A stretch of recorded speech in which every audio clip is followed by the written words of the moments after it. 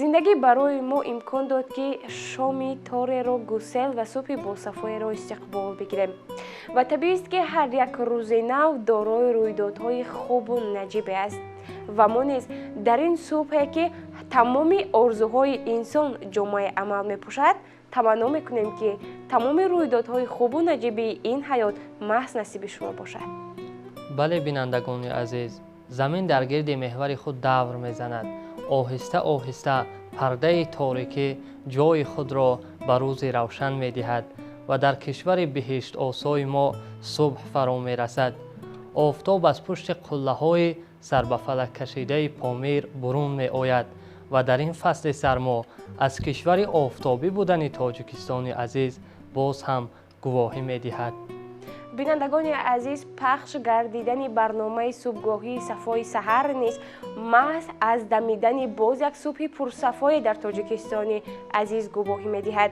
бинандаи азиз, субҳ аст ва барои болида гардидани таби ҳамаи мову шумо инҷо як суруди хуби дилнишинро пешкашатон мегардонем.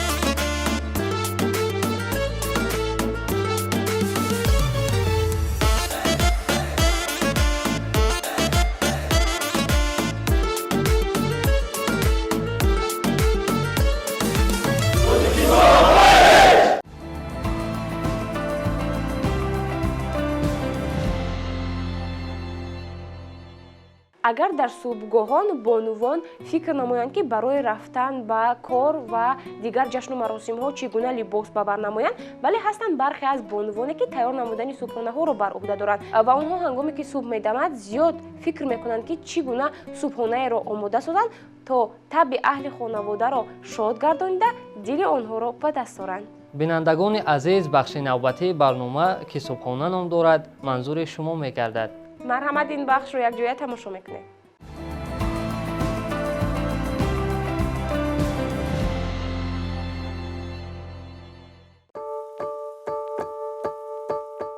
субҳатон бахайр дӯстони азиз, дар идомаи барномаи Сафои саҳар мо тасмим гирифтем то баҳратон тарзи омодасозии чунин шириниҳоро ки ҳамагон дар кӯдакӣ истеъмол мекардем нишон диҳем.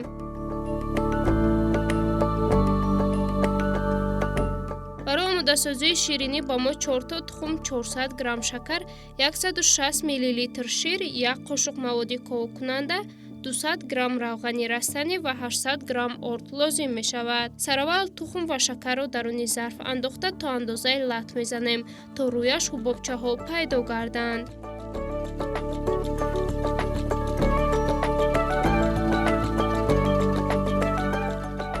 ба дарунаш каме намак ва ширро андохта пурра омехта менамоем то шакар ба пуррагӣ об гардад.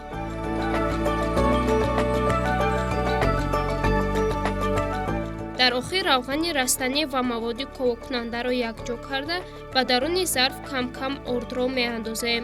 барои беҳтар гардидани хамир моро мебояд то ордро аз элак гузаронем.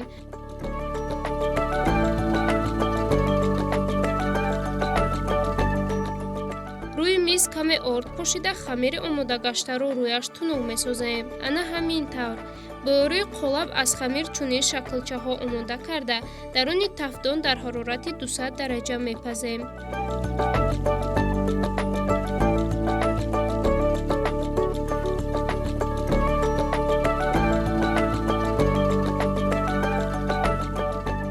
гӯштиҳои том, шириниҳои мо омода гашт.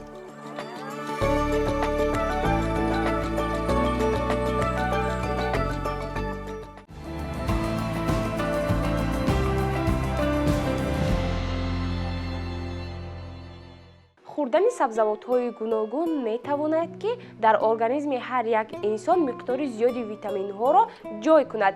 барои мисол сабзӣ дар баробари сабзавоти хушхӯр буданаш метавонад барои баланд кардани қад ва инчунин равшан кардани биноии чашми инсон мусоидат расонад. бинандагони азиз, назар ба сабзие ки дар таркиби хӯрок пухта шудааст, сабзии тару тоза метавонад ки ба организми инсон таъсири мусбӣ бештар расонад, чунки тибқи назарсанҷии коршиносони соҳаи тиб дар таркиби сабзӣ витамини С бисёр ҳам бой мебошад ва он метавонад ки барои баланд бардоштани иммунитети ҳар як инсон таъсири зиёди худро расонда бошад.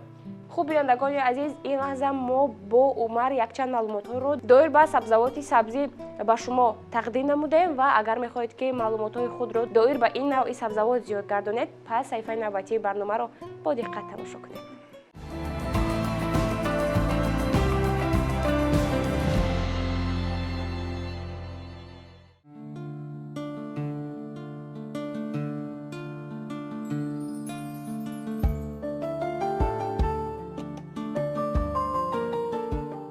дар ин бахш мо ба шумо якчанд хусусият ва паҳлӯҳои шифобахшии сабзиро пешниҳод менамоем.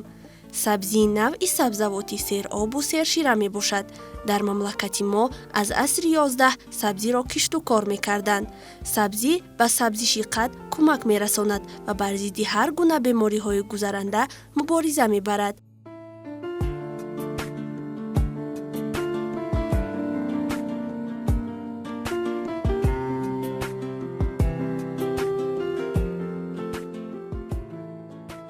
оби сабзӣ барои сабзиши организми кӯдакон аҳамияти калон дорад. табибони халқӣ сабзиро ҳангоми табобати бемориҳои зардпарвин ва бемориҳои ҷигар тавсия медиҳанд. ба беморони гирифтори захми меъда оби сабзӣ тавсия дода мешавад. бо оби сабзӣ яра ва ҷойҳои сӯхтаи пӯстро тоза мекунанд.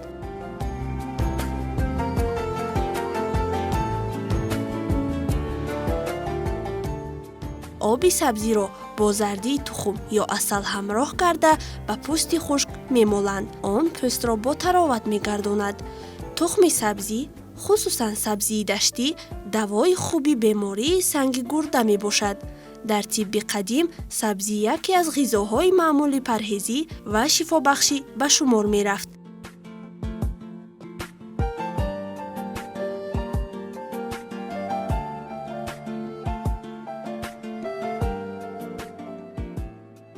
инчунин сабзӣ механизмҳои муҳофизатии организмро баланд мебардорад. бинобар ин оби сабзиро духтурон бисёр вақт барои табобати камхунӣ ҳамчун баъди ҷарроҳӣ ва бемориҳои кӯдакона тавсия медиҳанд. сабзиро барои истеъмол дар таом ва хӯришҳо низ васеъ истифода мебаранд. инҳо буданд чанд маълумот вобаста ба сабзӣ. бахшҳои дигари барномаи субҳгоҳии Сафои Саҳар идома дорад.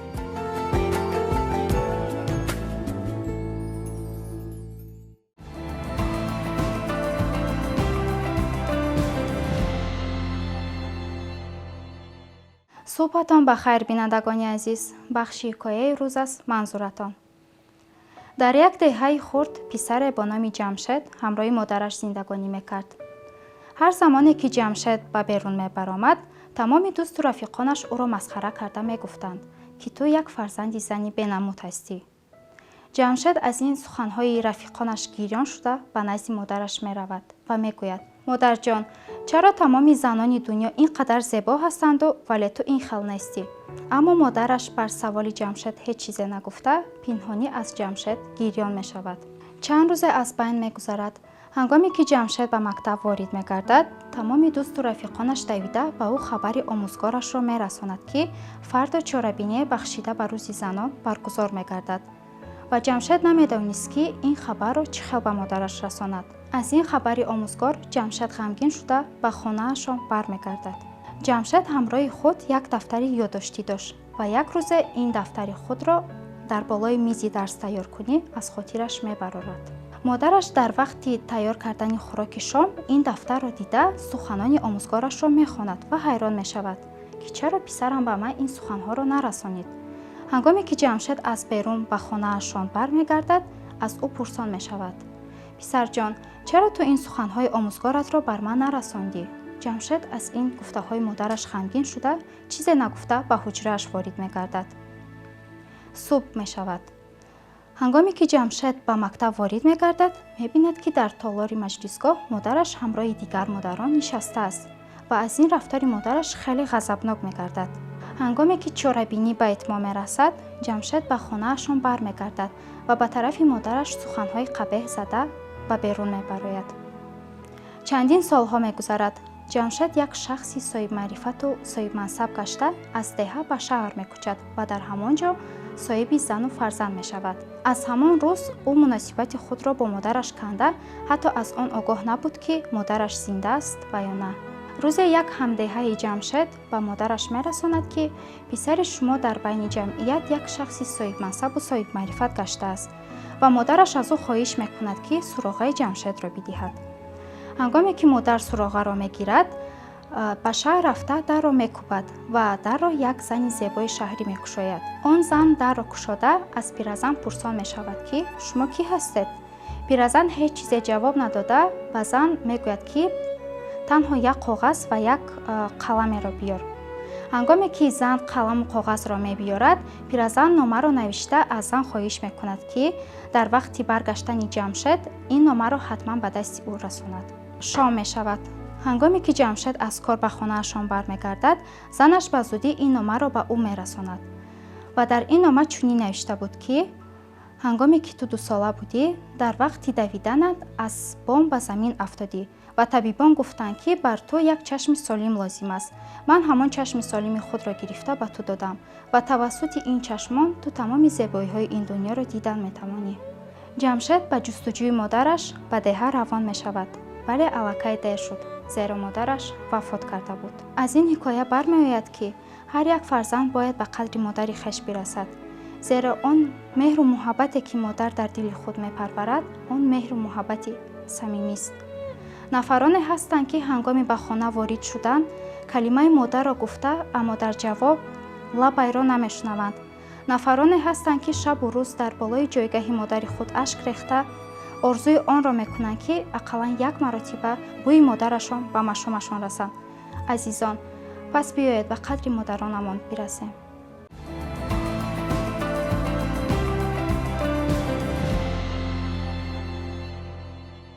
бинандагони азиз, бахшҳои барномаи субҳгоҳии Сафои Саҳар гуногун мебошанд ва шумо метавонед бо тамошои саҳифаҳои гуногуни барномаи субҳгоҳии Сафои Саҳар маълумотҳои бештаре доир ба ин ва ё он соҳаи фаъолият ҷамъоварӣ намоед.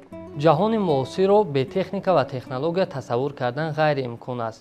дар мамлакатҳои мутараққии дунё аллакай ҳар рӯз ихтироъҳои навин барои осон гардидани кору фаъолияти ҷомеа пешниҳод мегарданд ва таҳия гардидани бахши технологияҳои навин маҳз ба ҳамин хотир аст. хуб бинандагони азиз, айни замон дар пеш моро саҳифаи навбатии барнома ки технологияҳои навин ном дорад интизор аст ва бозам мебинем ки дар ин соҳа чӣ гуна рӯйдодҳои хубу наве ба вуқӯъ пайвастаанд.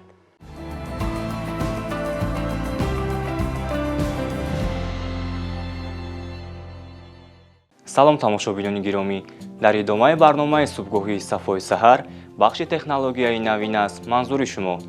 агар шумо мехоҳед ки аз навгониҳои ҷадиди технологияҳои муосир огаҳ бошед, пас моро пайгирӣ кунед. ҳанӯз дар ибтидои асри гузашта роботҳоро метавон ҳамчун хаёлот ё тасаввуроти илмӣ тасниф кард, аммо дар замони мо кори онҳо дар ҳама соҳаҳои саноат ва илм истифода мешавад ва ин дигар ҳеҷ касро ба ҳайрат намегузорад. ширкати бонуфузи Анки дар якҷоягӣ бо ширкати Сан-Франсиско роботеро рӯи кор оварданд, ки дар баробари иҷрои вазифаҳояш инчунин он метавонад барои дилхушӣ ва саргармии ҳам худ ва фарзандонатон хизмат кунад, ки ном гирифтааст Козмо.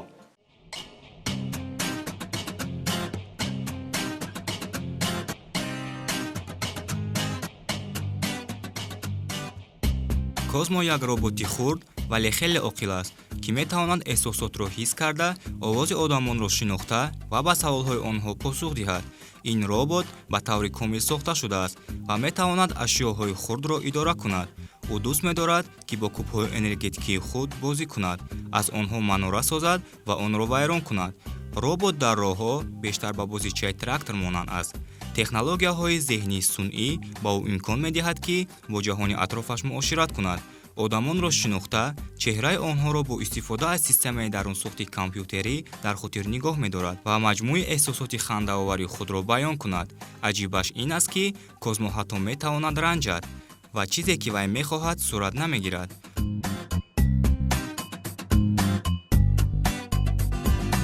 он дар 10 дақиқаи қуввагирӣ метавонад то 2 соат фаъол бошад. робот бо истифода аз замимаи мобилӣ дар смартфон насб шуда идора карда мешавад, ки ба шарофати он шумо метавонед эҳтиёҷот ва рафтори кӯдакро пайгирӣ кунед. сарфи назар аз андозааш дар Козмо зиёда аз 300 элемент ҷойгир шудааст. сенсорҳо ба шарофати танзимотӣ дар робот мавҷуд буда метавонад монеаҳоро эътироф ва пешгирӣ кунад. Козмо эҳсосоти хубро нишон медиҳад, вазъиятро баҳо дода дарк мекунад, ки дар атрофаш чӣ рӯй дода истодааст ва метавонад чизҳои навро омӯзад. Козмо то андозае қаҳрамони филмҳои тасвириро ба хотир меорад.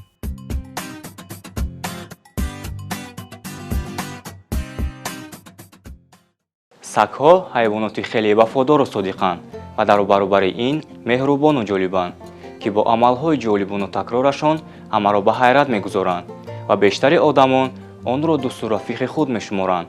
манзур аз ин гуфтаҳо дар бораи робот сагбачае меравад, ки бо амалҳои ҷолибону такрораш ҳамаро дар ҳайрат гузоштааст. дар баробари ин вай метавонад бозию шӯхӣ кунад, чеҳра ё овози шуморо дар байни дигарон шиносад.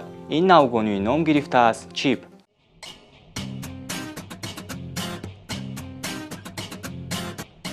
чип сагбачаи роботи интеллектуалӣ мебошад, ки аз роботи воқеӣ танҳо бо зеҳни сунъӣ ва ҷисми аз пластикӣ ва металлӣ сохта шуда фарқ мекунад. мисли сагбачаи воқеӣ, чип фаъол ва хандаовар аст. шумо метавонед ба сагбачаи роботи худ лақаб диҳед, ки ӯ бо хушнудӣ ба он ҷавоб медиҳад. инро дар замимаи махсусе, ки дар смартфони шумо насб шудааст, анҷом додан ҳам мумкин аст.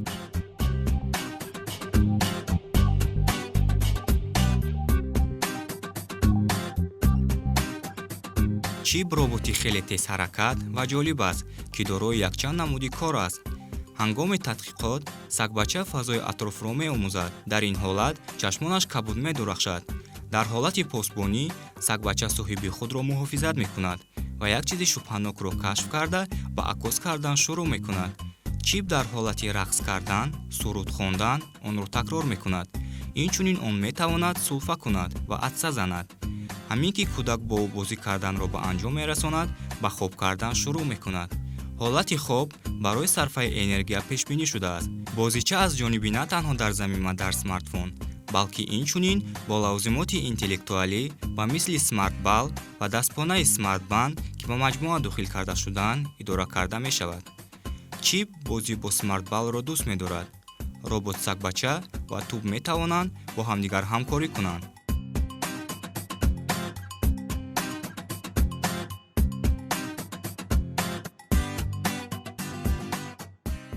барои оғози бозӣ танҳо ба ғелондани туб дар фарш оғоз кунед ё онро ба ягон самт партоед. чип онро дар ҳама ҷо ба осонӣ муайян мекунад ва онро гирифта бармегардонад.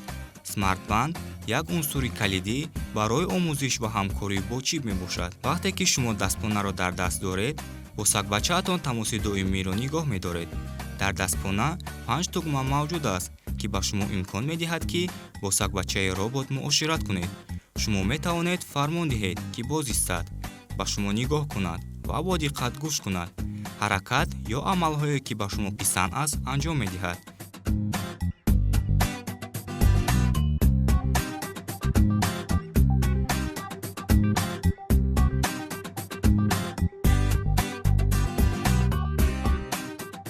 бо ин роҳ шумо метавонед чипро маҳз ҳамон тавре ки мехоҳед таълим диҳед.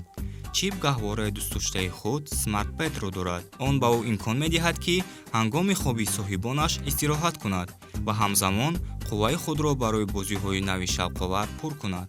шумо метавонед бо ёрии тугмаи махсуси дастпона ба сагбачаи робот фармон диҳед ки барқро пур кунад. бо вуҷуди ин, агар қувва хеле паст шавад, чип мефаҳмад ки ӯ хеле хаста шудааст ва ба гаҳвора меравад.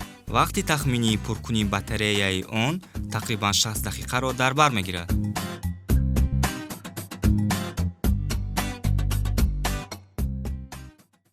бинандагони гиромӣ, ин буд маълумоте ки доир ба технологияҳои навин аз тариқи телевизиони Баҳористон пешниҳоди шумо намудем. бахшҳои дигари барномаи субҳгоҳии Сафои саҳар идома дорад. моро ҳамроҳ бошед.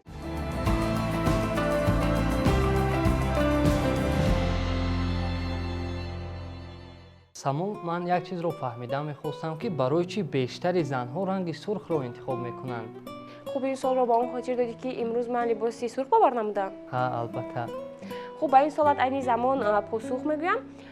ранги сурх метавонад дар ботини ҳар як зан ва бонувон ҳисси далериву шуҷоатро баланд бардорад ва ба рӯҳияву равони онҳо таъсири мусбат расонад.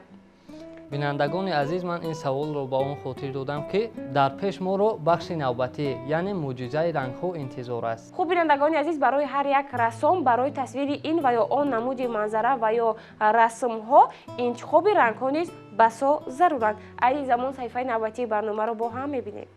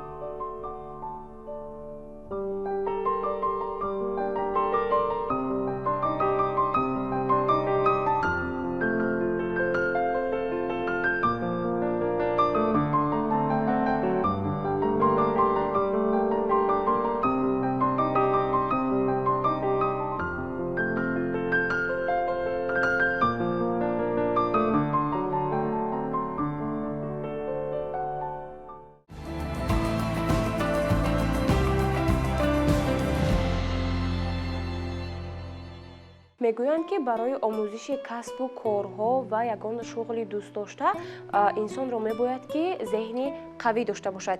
Барои мисол чӣ гуна? ҳангоме ки наврасону ҷавононро барои омӯзиши ин ва ё он касб водор месозанд, дар баъзе аз мавридҳо падару модарон ва ё устодон мегӯянд ки ба ҳамин касбу кор наврас ва ё ҷавон шавқ надорад. Аз ҳамин сабаб ӯ наметавонад ки дар муддати хеле кӯтоҳ ин касб ва ё шуғлро хуб аз худ намояд. Вале дар бисёр мавридҳо зеҳни заиф ба инсонҳо имкон намедиҳад ки онҳо дар як муддати кӯтоҳ шуғлҳои дӯстдоштаашонро аз худ намоянд. зеҳни инсон аслан бисёр ҳам қобилияти муқтадир дорад. Масалан, тибқи назарсанҷии коршиносон, ҳар як инсон метавонад ки дар давоми рӯз зиёда аз 10 000 намуди маълумотро аз худ намояд, ки ин аз пурқудрат будани зеҳни инсонҳо вобастагӣ дорад. агар дар кадом сатҳ будани зеҳни худро фаҳмидан хоҳед, саҳифаи навбатии барномаи мо маҳз барои шумост.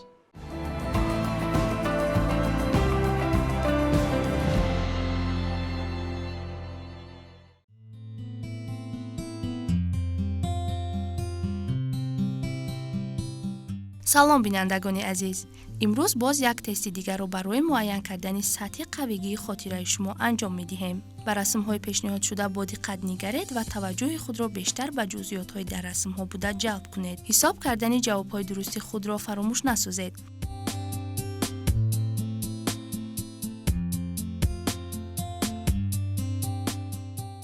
агар шумо омодаед, пас биёед оғоз мекунем. ба тасвири дар экран буда ба хубӣ таваҷҷӯҳ кунед.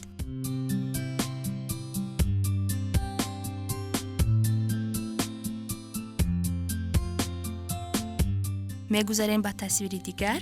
саросима нашавед, шумо ба андозаи кофӣ вақт доред.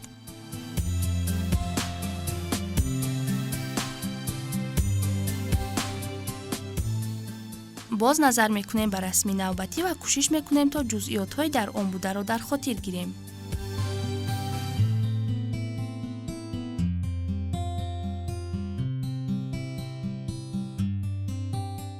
тасвири чорум бо диққат нигоҳ мекунем.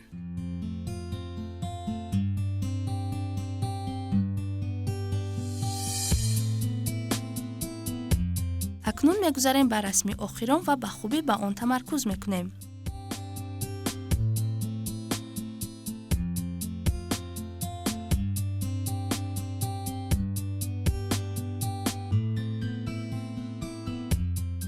ин лаҳза бошад биёед ҷузъиётҳоро ба ёд оварда ба саволҳо ҷавоб медиҳем. охир онҳо ҷузъи асосии бахши мо ба ҳисоб мераванд. оё тамғаи ноутбукро дар ёд доред?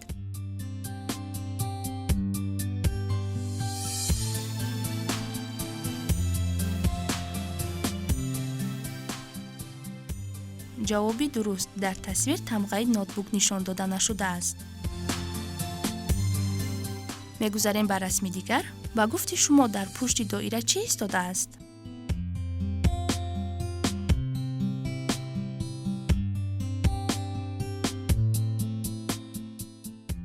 ҷавоби дуруст дар пушти доира ҷевони китобҳо ҷойгир аст. таваҷҷӯҳ мекунем ба тасвири навбатӣ. оё нимкати дар пушти доира буда чӣ ранг дорад?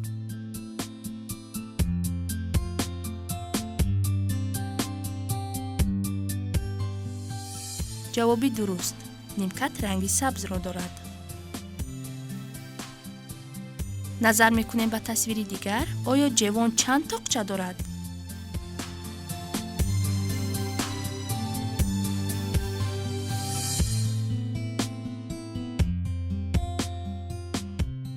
ҷавоби дуруст ҷевон 2 тоқча дорад. мегузарем ба сатҳи каме мушкили бахши навбатӣ. ба гуфти шумо дар гулдон чанд гул аст?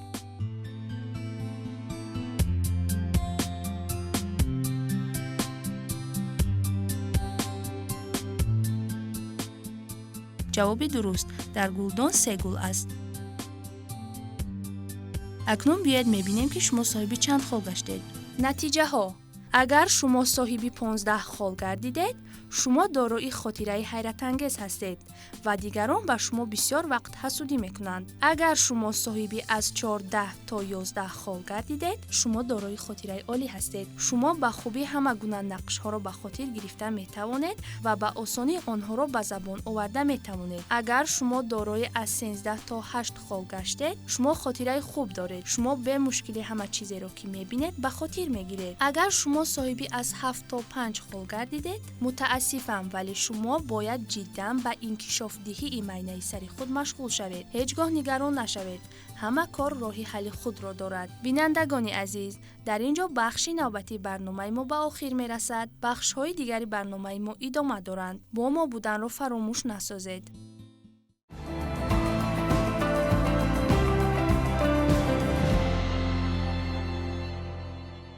умар медонӣ чи дар барномаи субҳгоҳии сафои саҳар айни замон як лаҳзаи бисёр ҳам дӯстдоштании ман ва бинандагон фаро расидааст. кадом лаҳза? ин ҳамон лаҳзае аст ки бахши саҳнаи ҳаҷвӣ барои мо ва бинанда пахш мекардад. хуб, ҳаминро ба назар гирифта барои бинандагони азиз як саҳнаи ҳаҷвиро пешниҳод менамоем. бо ҳам мебинем ва бо ҳам механдем.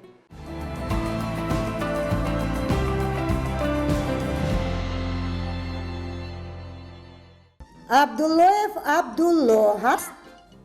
офарин. абдуллоева фарзона? нест. бектошева шукрона? инам нест. дилнозаи дусмурод? ана боз нест. розиқов юсуф? ҳаст. кани рӯзномата гирифта назди тахта биро. اینجا ما خیر یوسف نه باز بهوی دوی قطار تورنا قطار دو تو شرم نمیداره شرم نمیداری این قدو بسته بینم اگر خوندنت همین باشد سالی 4 در صنفت میمونی یک به هم صنفونت نظر کن بینانی حکم مایده چه گویا که تو پدر اینها باشی شرمنده خوندنت همین می با درس تیاره؟ نه معلمه. اینا بینیده باز شرم نداشتن؟ نه معلمه. گوش کن یوسف تو از درس من از فن من 12 تا بهای 2 داری میفهمی؟ 12 تا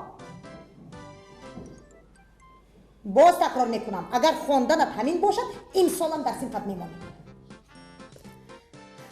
بیا من با تو فقط یک سوال میکنم فقط یک سوال بودو شد یک سوال اگر به همین سوال جواب دهی من با تو بهای 5 میمانم. فهمیدی یوسف؟ حتی اگر یک کلمه جواب دهی من قول میدهم در نزد همه همین همسنفونت قول میدهم که با تو بهای 5 میمونم برای یک کلمه. فهمیدی؟ تیار هستی؟ خیر یوسف جان 2 کرد 2 چند میشود میدونی؟ 2 کرد 2 چند میشود؟ چند میشود؟ میدونی؟ نمیدونم معلمه. چی؟ بهای 2 معلمه من جواب دادم تو. چی؟ چی جواب دادی؟ چی جواب دادی؟ نمیدونم گفتم کو.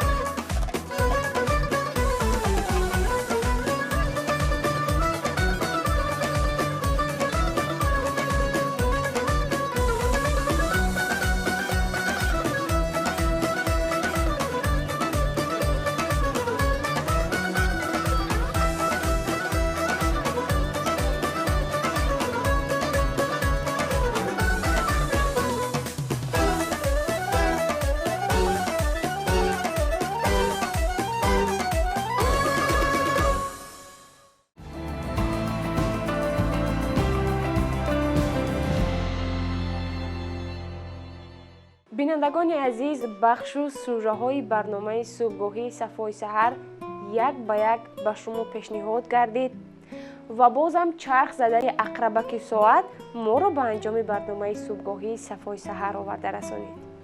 албатта инак бо гузашти лаҳзаҳо оҳиста оҳиста мо ба сӯи анҷоми барномаи субҳгоҳии Сафои саҳар расидем ва боварӣ дорем ки ин барномаи пешниҳод гардида ба шумо хеле ҳам писанд омад. агар чунин аст, мо ҳамеша дар касбу кори хеш худро муваффақ эҳсос менамоем. бо умеди сарбаландӣ, рӯзгори накӯ, саодатмандӣ ва солимии ҳар яки шумо бинандагони азиз, то субҳи дигар, хайр.